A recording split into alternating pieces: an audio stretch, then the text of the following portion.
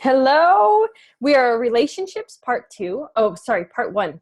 And there are two parts to this. So this first relationship series that we're going to go through in this PDF and the lessons that we learn are really going to walk you through the fundamental awarenesses that I want you to have about relationships.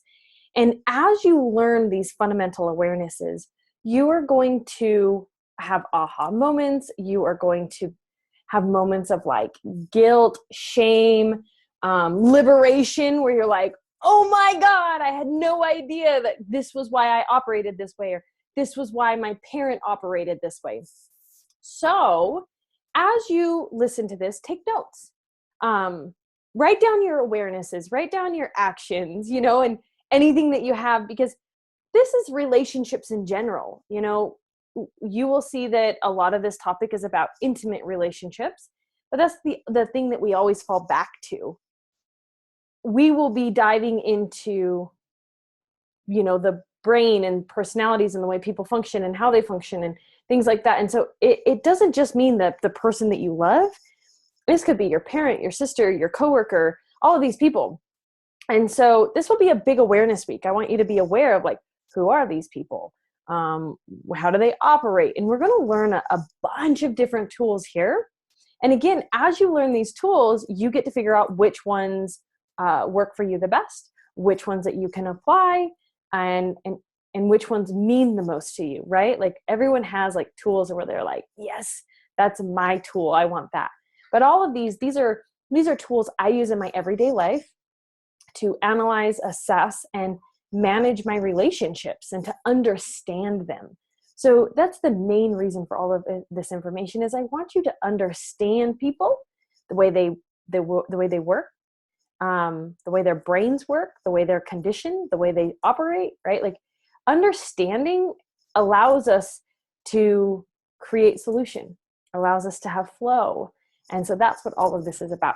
So let me go ahead and share my screen with you.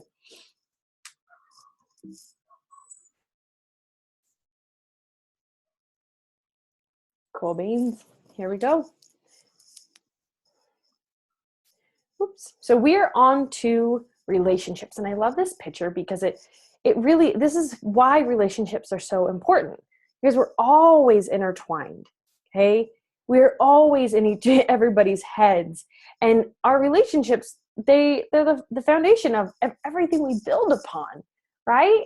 So again, for Feminine Brilliance, the first like four or five phases or arenas is all about our foundations. And so this is one of them.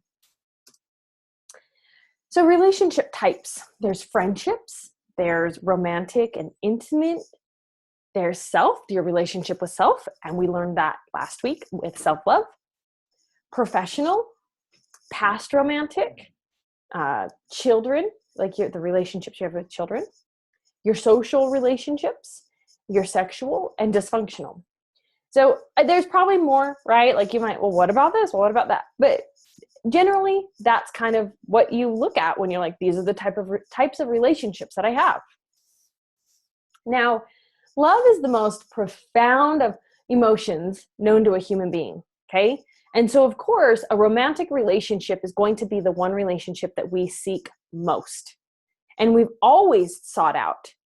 And for most people, this is their most meaningful element of life. And even if you're not in relationship and you don't believe that, it really, truly is. I mean, think of when you first started dating someone and the infatuation that goes on, and how it like literally captivates you, and you're stuck in it, right? Like, it's like this vortex where nothing else can exist. Things start falling away. You can stay up till 3-4 o'clock in the morning. Like, you're constantly looking at your phone. Like, there is something that has to do with romantic relationships that's far greater than most things in our lives. And so that's why we're touching base on this and going into this. But the problem with love these days is it's not how it used to be. Relationships are not how they used to be. Our hyper-connected lives, they've literally been rewired for our digital age. And what I mean by this is the internet and social media have reshaped who we are, our personal sense of self, and our relationships. Like, think about how our parents don't understand how we date anymore. Well, how did you meet them? The internet. I mean, Ryan and I, we technically met at the gym. We never said hi. Facebook connected us. When I tell my grandma that, she has no idea what that means. Like, I'll be like, oh yeah, I saw him come up in my news feed and like he was there and I stalked him. She's like, what? Right? Like the internet and social media have literally, they're reshaping the way we do relationships, the way we find relationships, start relationships, operate in them. And so it can kill a relationship. It can start a relationship, right? So first, before we go any more into actual relationships, I want to go into the history of it. And here's some profound things. So in the late 1800s, there was a thing called courtship. Courtship was dating, okay? This was the thing that people did in private settings, such as porches or homes or dining settings, or like, back when there was horse carriages, they'd go on a carriage ride. And that's what you see in like the old movies, right? Like you think it's so funny. The guy literally is seeking the woman and he's like, I'm going to marry her. And like, it's like this little love and fantasy tale. Like, you're like, wow, or fantasy. Like, I wish I could find someone like that. Well, courtship then was seen when someone wanted to actively seek marriage. I mean, that's why somebody went after someone. They wanted to marry them. That's how it was back in the 1800s. People back then were marrying for status, necessity, social class, family request, or the benefit of the family heritage. So, there was a lot of marriages that were, what's the word? I can't even think of it. Anyways, but you have to understand, like, a lot of people didn't have a choice on who they married back then. They were just like, well, they're in my social class. Titanic's a good example of this, right? Jack fell in love and he wasn't allowed to love her, right? And so you have to understand that, like, this has slowly evolved, you guys. Like, we're in an era that, we can love anybody, and that's not how it used to be. Like, we're completely unaware that we are so lucky to have the ability to choose who we love.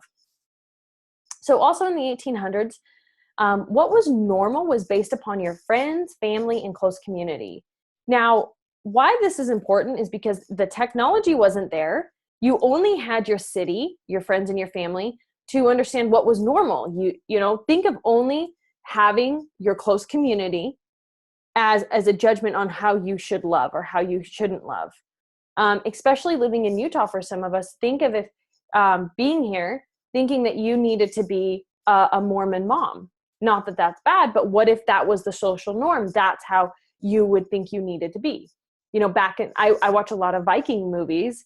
And so you look at all of the relationships within their communities and they're all the same.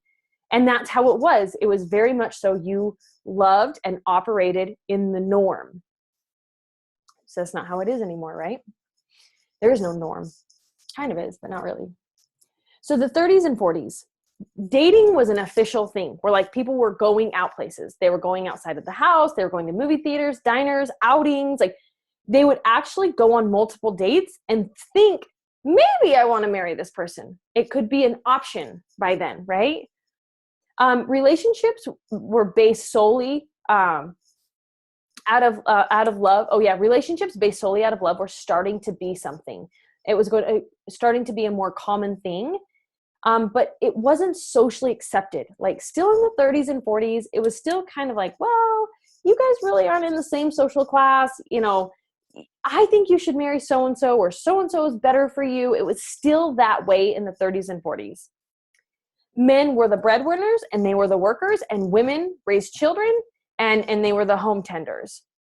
So you guys have to understand, like, this wasn't that long ago. I mean, this is our grandparents, right?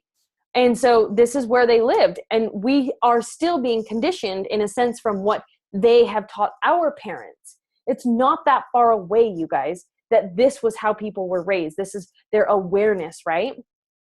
And what was normal at this point was starting to be a little bit more widespread because technology was starting to advance. So things were starting to change in the 30s and 40s. The norm was changing, right? Women were going to work. So the 50s and 60s, this is when the experts of love emerged fully. And what I mean by that is there was relationship psychologists and therapists, and then marriage counseling was like a common thing, but it wasn't talked about. Marriage counseling was like this hush, hush, oh my God, something's wrong with my relationship. We're going to go to marriage counseling. So this was brought around, like the experts in love, right? The marriage counseling was brought around because people were finally falling in love because they chose to, but then they didn't know how to be in a relationship that was by choice. And so relationships were having a lot of struggles. So they needed someone to talk to, but it meant that you had a problem. So marriage counseling coaching in the 50s and 60s, again, not that long ago, was something that was like you were looked upon and shamed upon for doing it. Like something was wrong with you.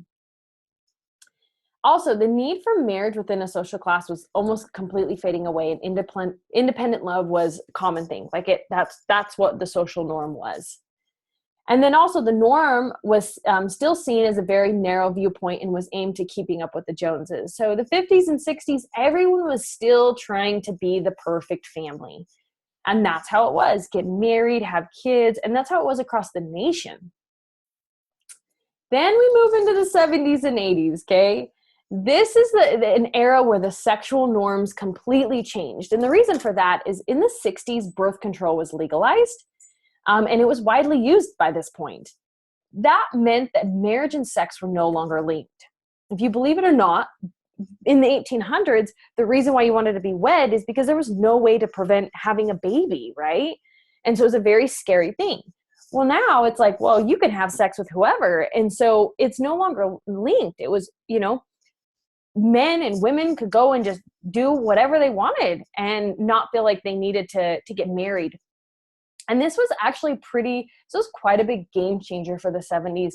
And then into the 80s, it was way more common. So also falling in love by choice was absolutely normal. But the thing that started adding to that was sexual freedom was talked about more often, but it was still largely misunderstood. And this was about the hippies, the gays, people with open relationships. Like, you guys, the 70s and 80s, things like completely changed sexually, right? And dating, it's just so crazy to think that it was not that long ago, right? This is when a lot of us were born, 70s, 80s, 90s. And so we have to understand, like, it was just then that our sexual norms changed, that we were really like fully free to love whoever we wanted. And then also interracial marriages were starting to be a more common thing here as well. So the reason why I bring this up is because we're now the 20th century, right? Like the 90s, we kind of get it. We're here. We have to study love, you guys. We don't understand love. That is the problem that we're in right now. That is the problem you've had in relationships. That's the problem you're going to have in relationships, is you're trying to build something with someone who knows nothing about love, because it's never been in our culture. It hasn't been around long enough, our ability of choice, to really understand that we need to study love. It hasn't been put into our education system, is what I mean. There's tons of courses out there. There's tons of books now. Even Tony Robbins has courses about relationships, right? Like, there are gurus out there saying, like, hey guys, wake the fuck up, study love, because this is the most fundamental element in your life. And so I want to share with you, there's a book by Leo Buscaglia that talks about love. It is a magical book if you want to understand love at a deeper level. And he quotes, and this isn't like exactly quoted, it just looks better this way, but if you wanted to build a home, you'd work with an architect or hire an architect, someone who knew how to build a home. If you wanted to fix your car, you'd hire someone like a mechanic, someone who knew how to fix your car, studied it, did it for a living. And if you wanted to buy a painting, a beautiful painting in your home, you'd work with a professional painter, someone that you would love to put their art on your wall. So why in love do we expect to get what we want when we seek out those who know nothing about love? And this is huge, you guys. We are constantly falling in love with people who know nothing about themselves, nothing about real love. and nothing about how to understand the other person in a place of love.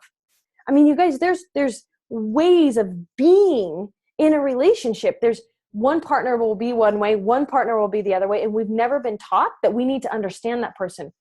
We've just been like, well, you get together, you stay together, and that's it.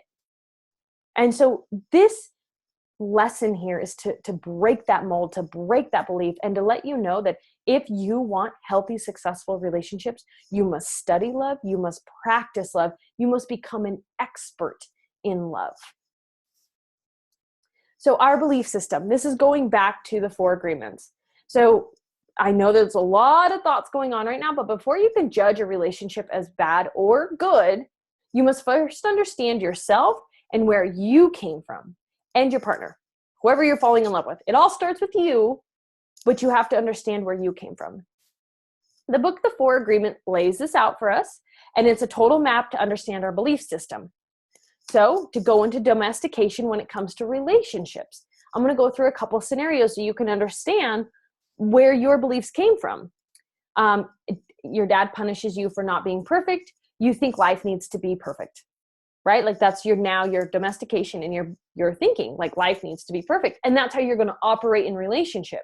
So when you're in relationship with someone, you need to be able to articulate that that's where that belief came from, so that you don't expect that person to be perfect. You got to be able to communicate that. Mom never cleans up after you and the house is a mess. This becomes normal. This is something that's huge. I find a lot of interracial cultures that blend. Like I have a friend who is with someone who is Brazilian and she's American, and like their house was always a mess. Like they just didn't have anybody. And that's just, that was part of the way he was brought up, but there's also a huge cultural difference. And so it's hard for her to explain how she wants her house cleaned. And it's normal for him to have it be a mess.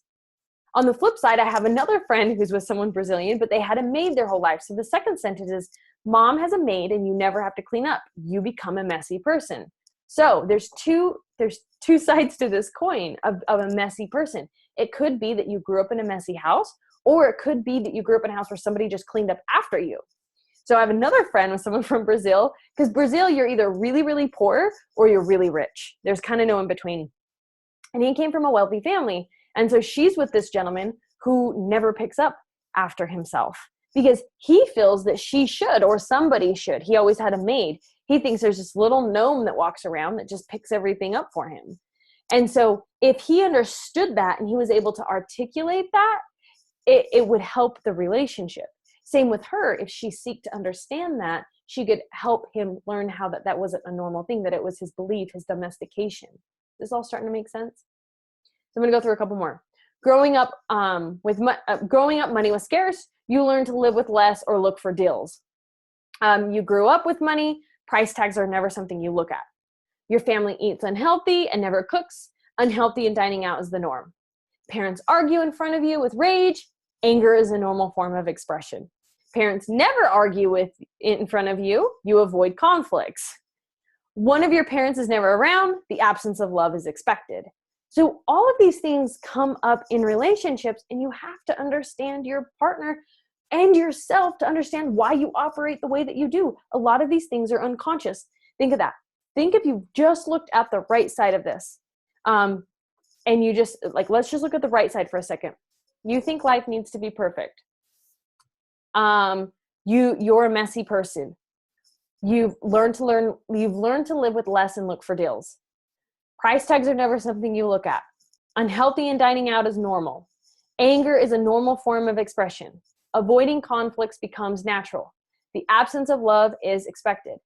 These are like reality things that most people look at and deal with. They don't ever look behind and see where it came from.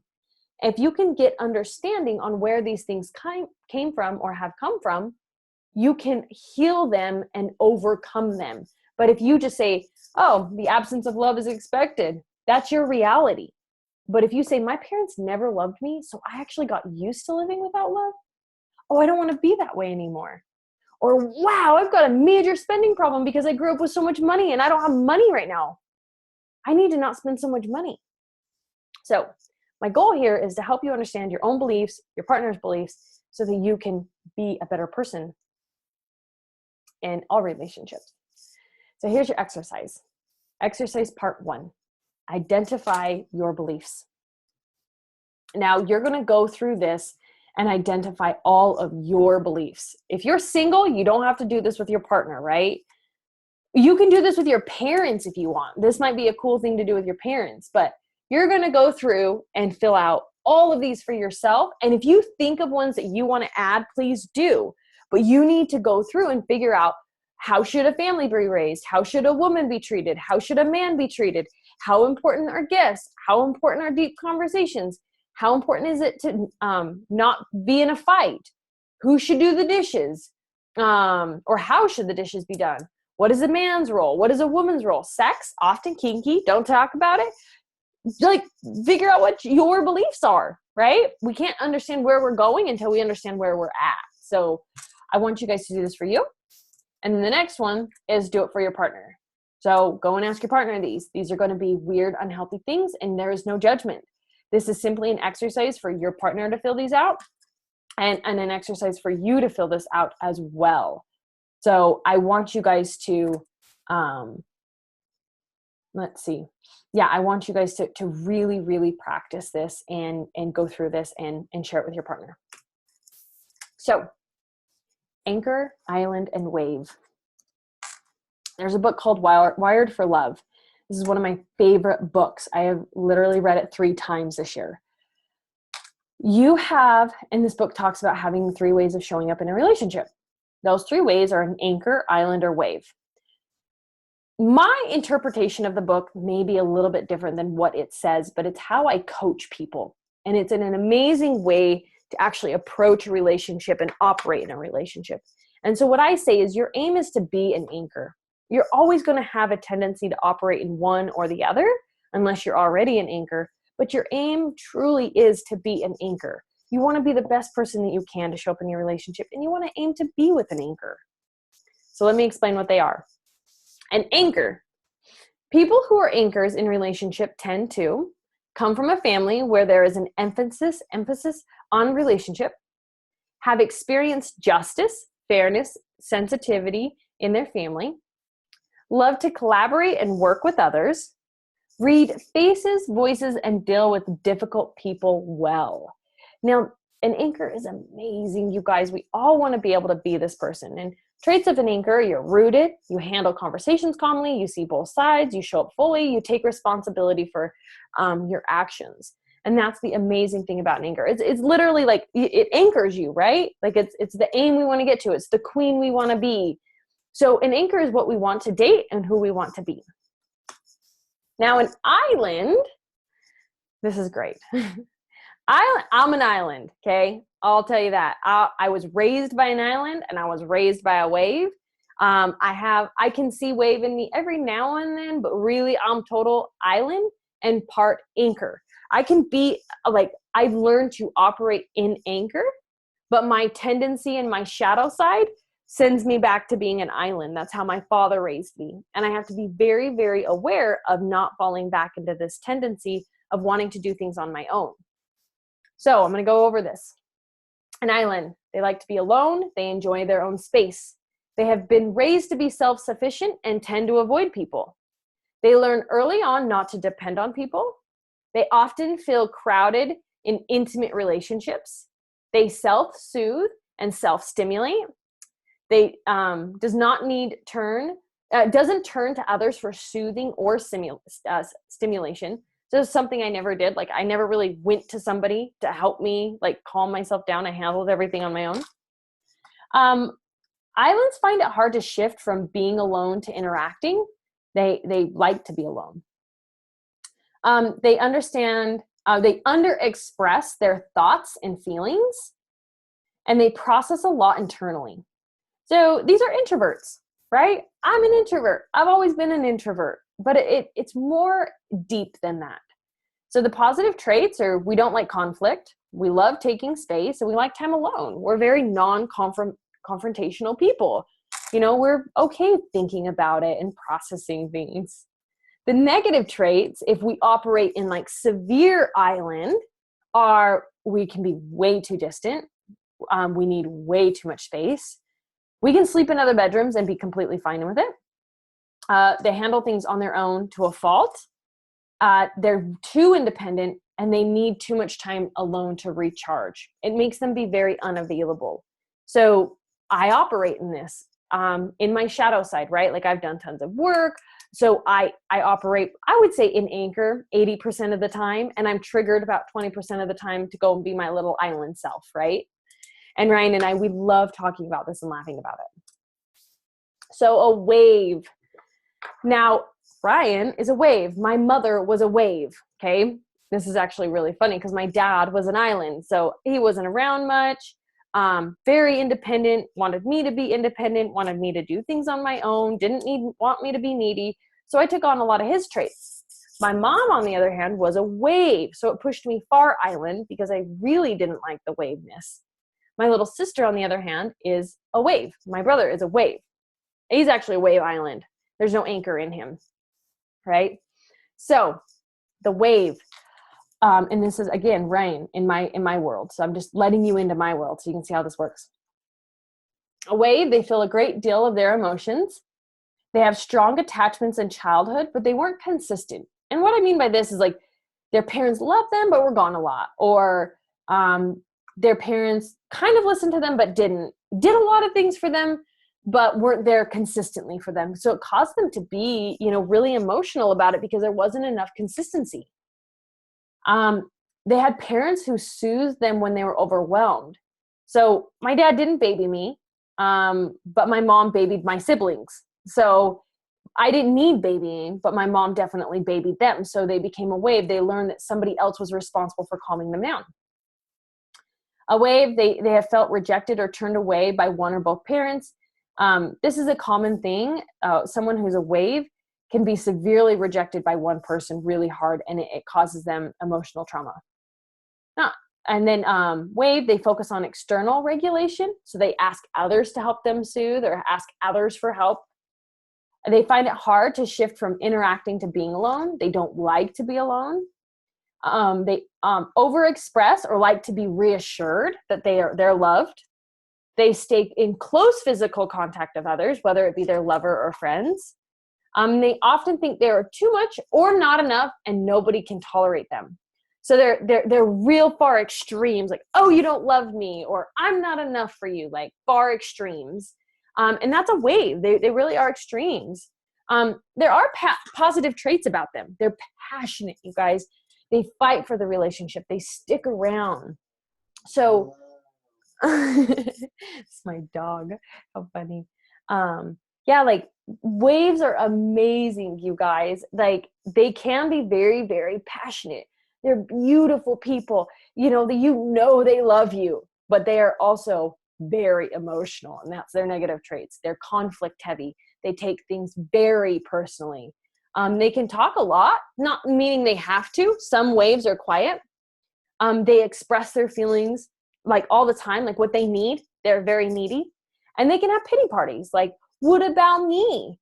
It can be very much so a self-centered person. But really, the way you have to look at a wave is they like to rock the boat.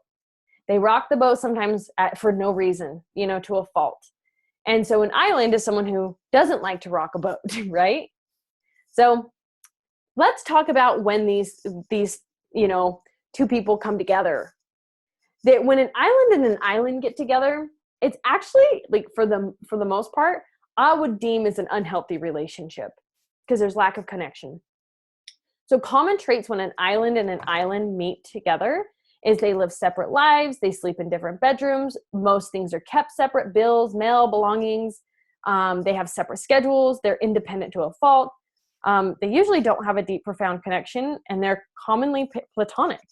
Island and island relationships it's like watching an accountant and an accountant live together. They're very studious and, well, did you buy your groceries this week? Well, the, power bill went up, so you owe me $7.3 or whatever, You will see that commonly in islands. Also, I had a friend whose parents, they always slept in different rooms. They were always going on different vacations. Like, they loved each other, And like, you'd see them together at parties, but they'd be the couple that like, you had no idea they were a couple, and they'd been together for like 25 years. Well, they were just island and island, you know, very distant. And there was a lot of emotions not shared and a lot of emotions not said. And sometimes what happens with an island and island is someone will cheat, infidelity, because, you know, you're so separate that it's easy for you to be swept up into something else. So a wave and a wave. Oh man, this is probably one of the most toxic relationships. The other ones I'd say island and island is unhealthy, and this one's toxic. There's a big difference. This one's a very codependent relationship, a deep bond and connection, but very emotional, can be unstable. Usually this relationship is insecure, very insecure. They're both needy, controlling. They both usually have addictive personalities because a wave feeds a wave's insecurities. And so that, you know, that's a bad combination. Fights are common. Sex is likely to be something very frequent, but from a needy place, and they're passionate to a fault. So you've seen wave and wave relationships where you look at them and like, they might fight at a party that you're at and you're like, whoa, like, dude, come on now. Like, there's people here. Or, they're just really emotional. They might cry all the time. They break up, they get back together, they break up, they get back together, they break up, they get back together. And it's just, you know, they're clashing. Okay. Well, then we move on to a wave versus an island. Now, this relationship isn't as bad, but it is very triggering. You know, the two balance each other out, but they trigger each other all the fucking time, right? Like, so the triggers in this type of relationship with a wave and an island always wants to be alone. They like to take time to process things, and they're too independent, and waves are codependent. So those are the triggers for a wave, is they don't like those things about an island. They're like, whoa, I don't understand you. All of those things trigger me. What do you mean you want to be alone? What do you mean you need time to process things? Like, what do you mean you don't want me to be around or need me to be around? Like, very triggering for a wave. On the flip side, waves are too needy.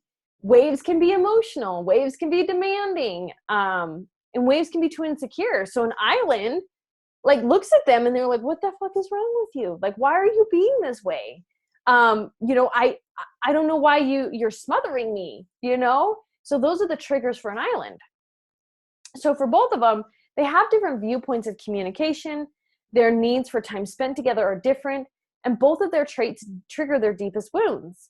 So reactions that are common in this pairing are fights are common. The wave feels alone. Islands feel smothered. Waves feel unloved. Islands feel misunderstood.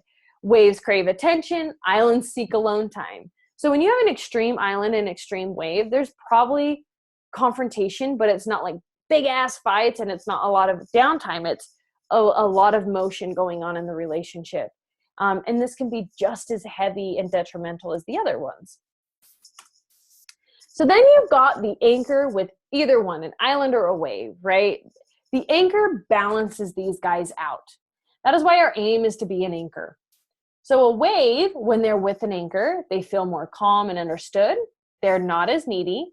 They feel more secure and safe. They feel loved. They feel comfortable and free, at ease, and it allows more freedom for themselves to be alone. They start feeling comfortable being alone for a wave. For an island, they want a connection when they're with an anchor. They feel heard. They feel respected for their time alone. They find balance and connection in isolation. They're more open. They're more welcome to unity, and they become more passionate. So an anchor really is that balance, Kay. But here's the thing. An anchor can be turned into a wave, and an anchor can be turned into an island, okay? And vice versa. An island can be turned into a wave, and a wave can be turned into an island. Whichever partner has the strongest personality traits for the longest time without bending or breaking or trying to be an anchor, it will affect the relationship and start to blend that strong person's characteristics into the other weak person's characteristics, right?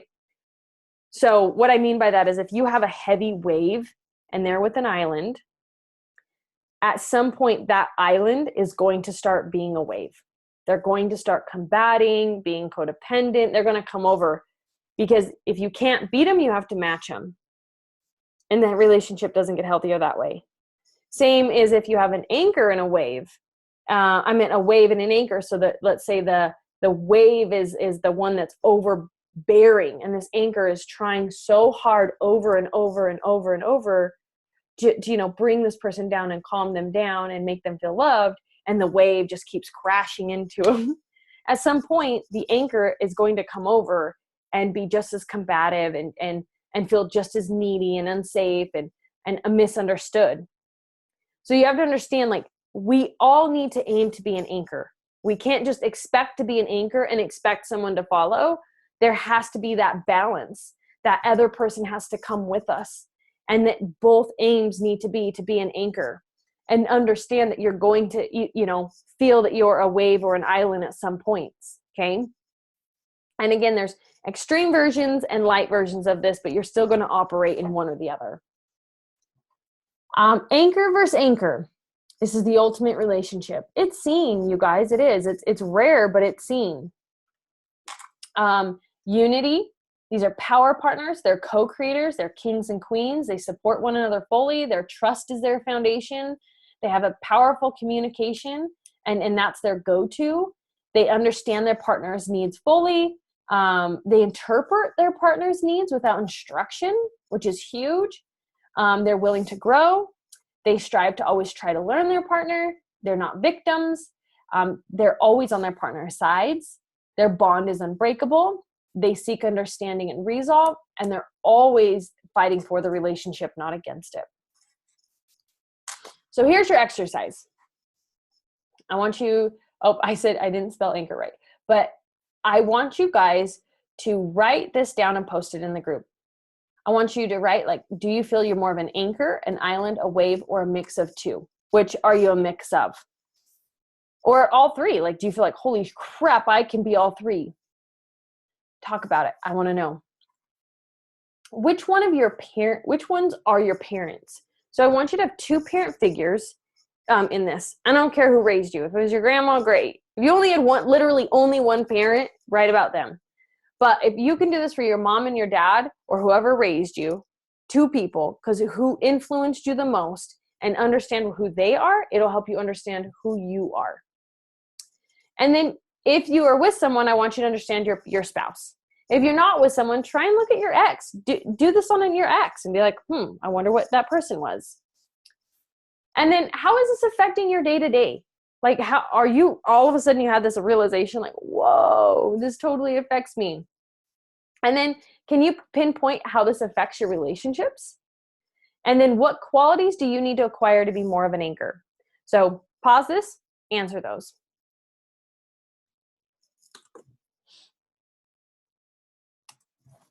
Okay, last section. We're moving on to the development. Men versus women.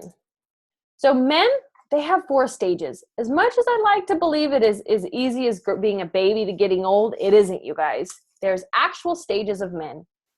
From page, knight, prince to king.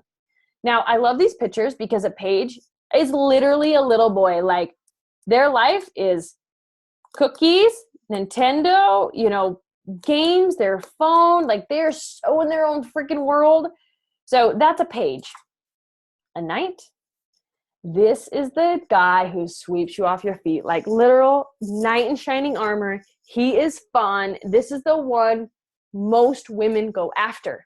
Like, oh my God, like, sexy, I want you. Like, you are everything. You make me want you. You make me feel like a woman. You're exciting. You're fun. Like, this is the one we all fall for, right? And this is the one that usually doesn't progress. Most men stay in the knight phase. But then we've got the prince. And you'll see here this man's working. Now, the prince is in a building phase.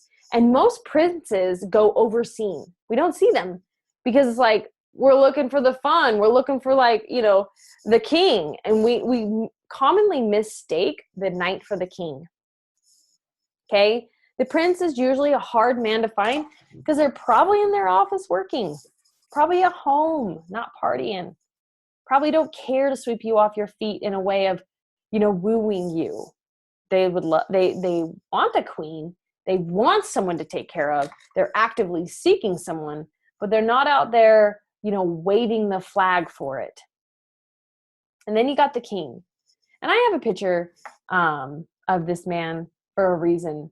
Steph Curry and his family is a family that I idolize and I really look up to. And if you see him, he's got his wedding ring on. He looks sharp, dresses sharp. He has his profession. He's a well-rounded man, and he always speaks highly of his family and his wife. This is a king. They don't always have to have a queen on their side, but they got to be that man that's like, he's got it going on. So a page. These are not exact ages on any of these, you guys. They can be, some people maybe be a little boy for their entire life. But a page usually is like 3 to 6. They're playful, girls don't matter, they're in their own world, they're a young boy, and they're innocent. We usually don't date these, so I don't go too far into it. The knight. Oh boy.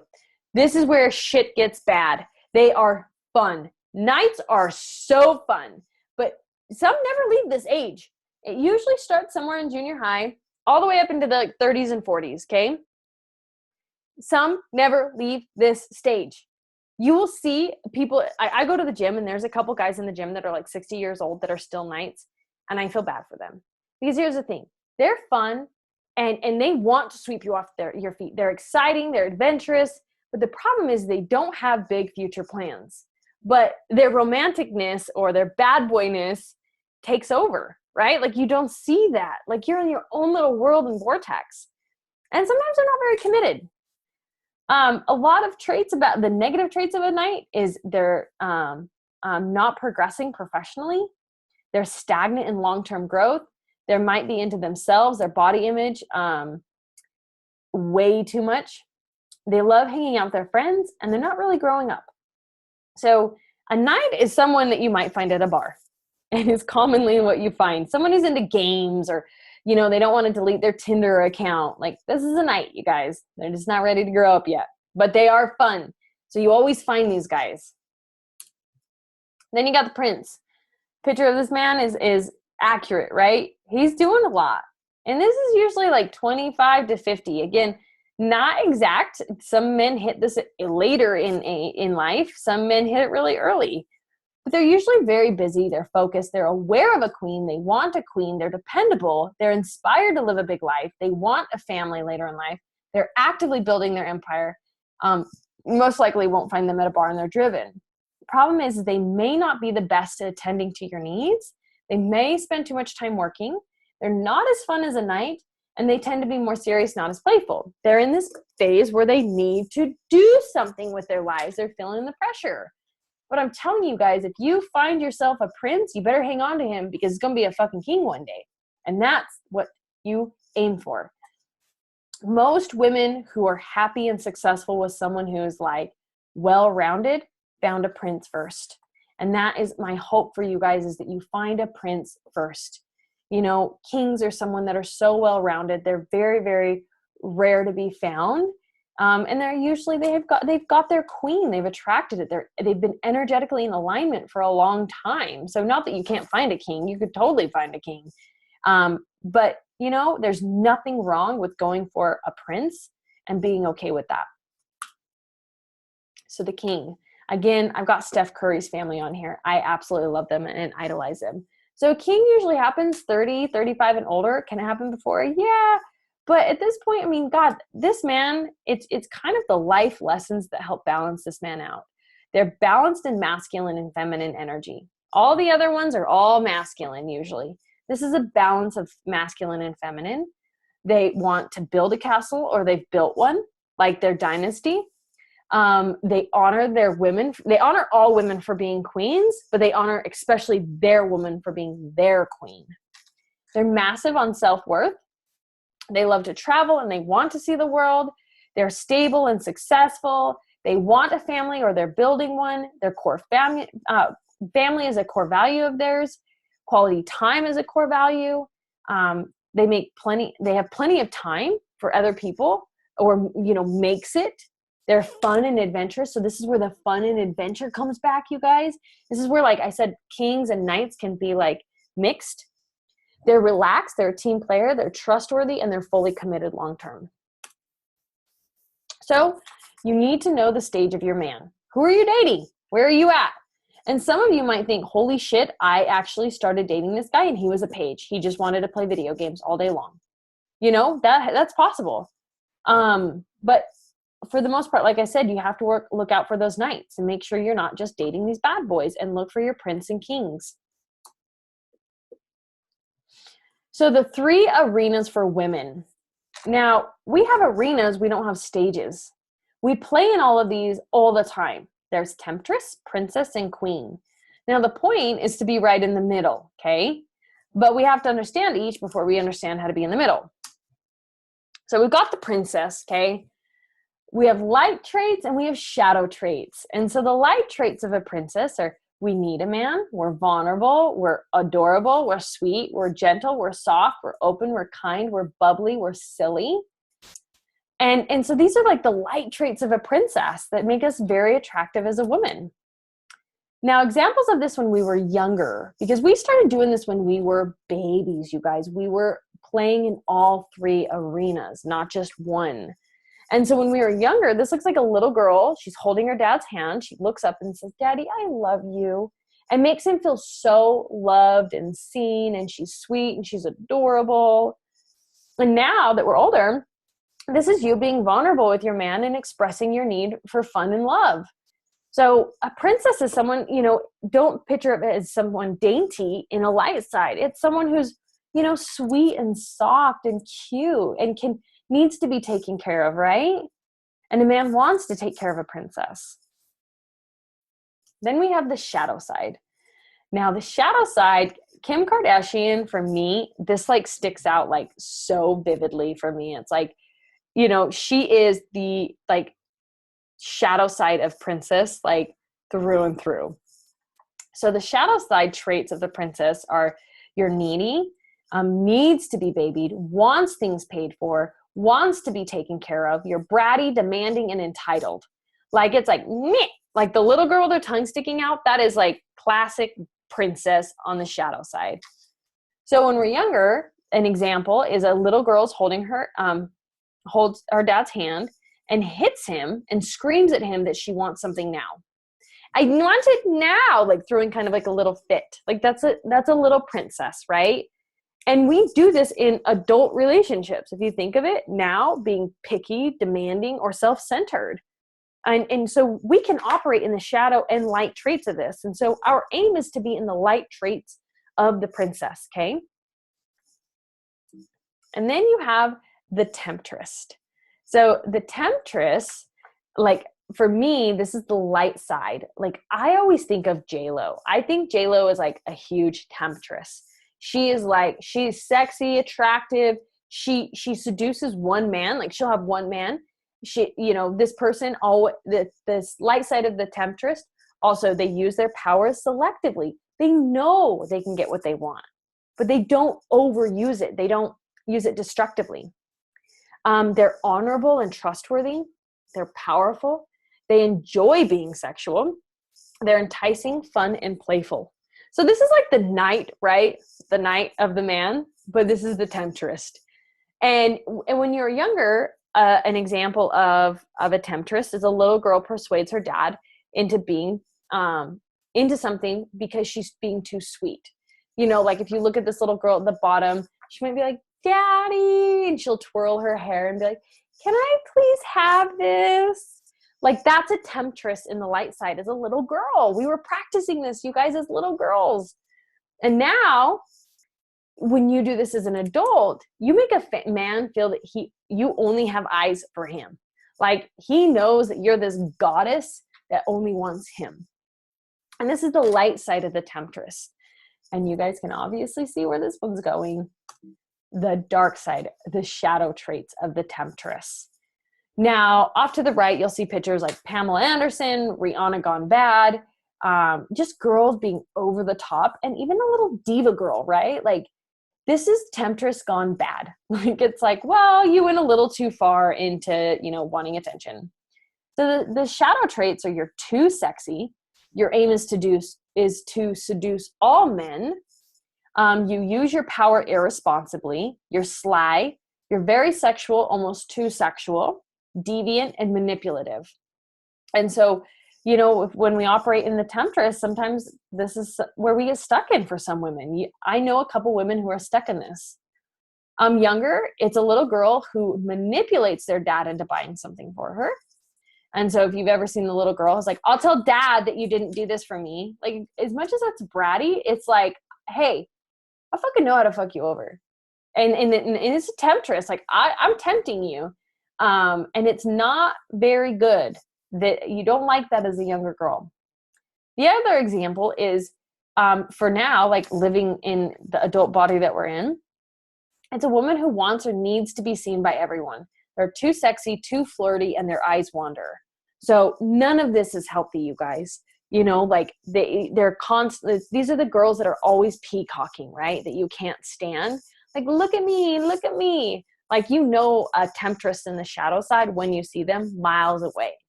So again, our aim is to be in the light side, okay? Now the queen.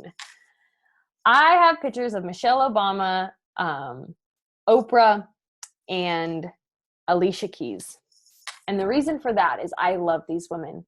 They are some of my favorite women. I think they are the definition of a queen. They are well-rounded, they're beautiful, they're powerful.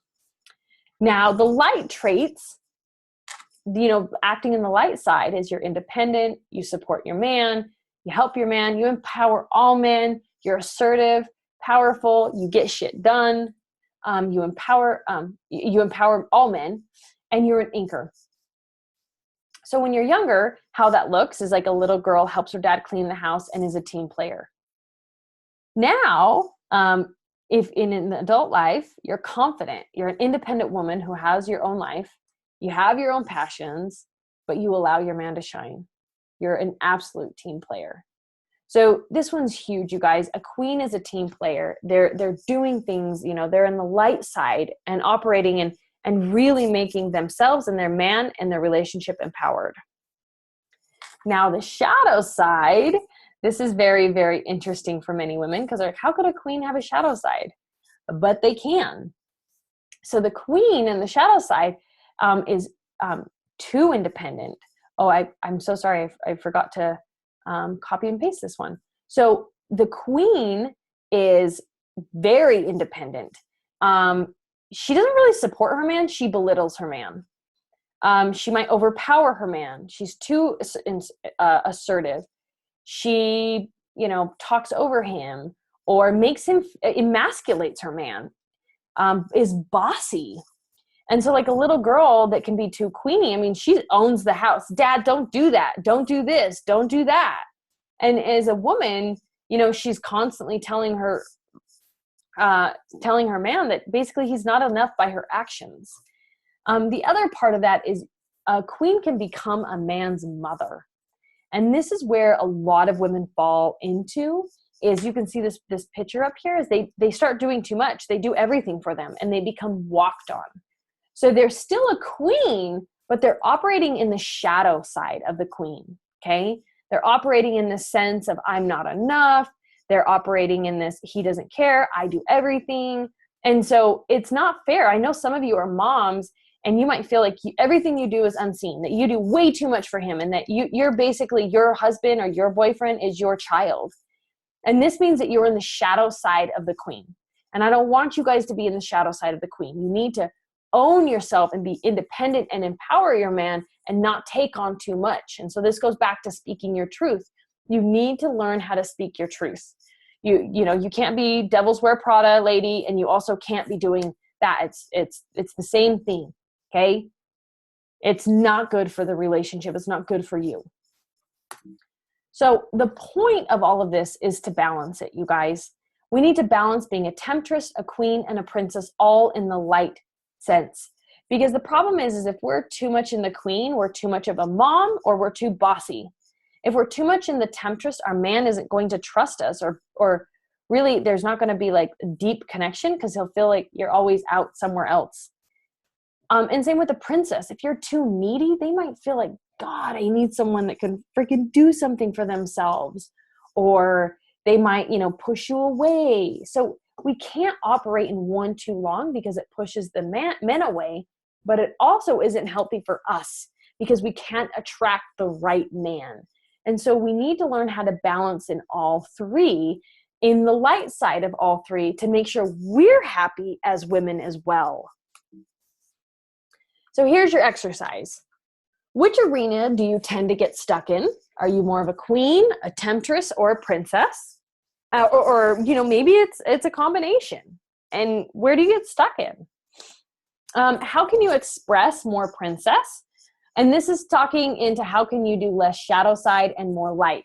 So, when you're talking to that, like, I need to be less needy and more vulnerable.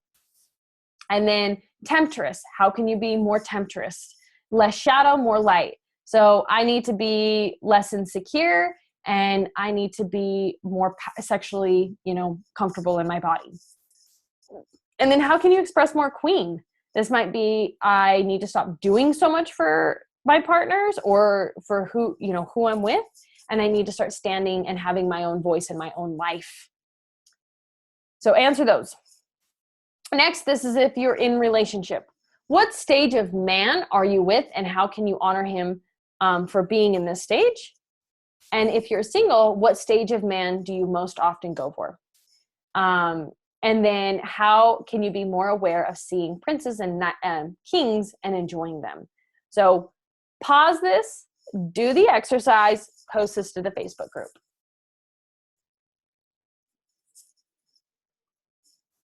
Okay, you guys, that was our first segment of relationships. Enjoy this, dive into this. Next week, we are diving into the Queen's Code book. So post your answers. I'm going to have some extra soul work, some extra quizzes for you guys to take to get a little bit more clear on another tool that I love to use in relationships. So love you.